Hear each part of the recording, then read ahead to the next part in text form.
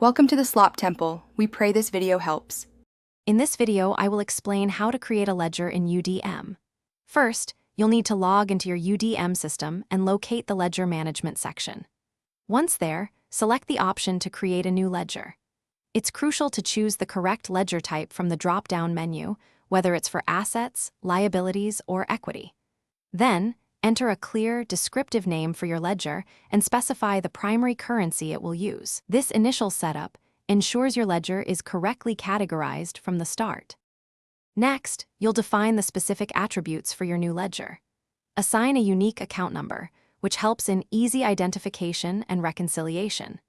It's important to categorize the ledger correctly for financial reporting, ensuring it appears on the balance sheet or income statement as intended. If you're setting up an opening balance, input the initial amount now.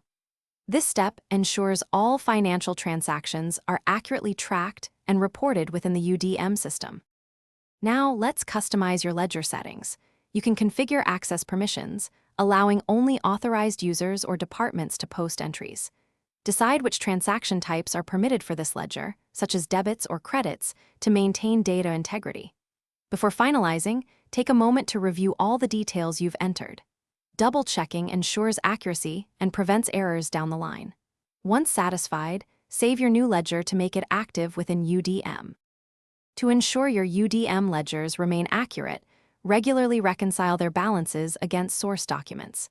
This practice helps identify and correct discrepancies promptly.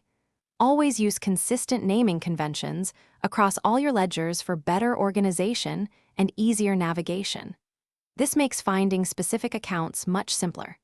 Remember to check the description for a link to the Echo Dot smart speaker and other great deals. Following these best practices will significantly improve your financial data management within UDM. Thanks for watching. Consider subscribing if we helped you.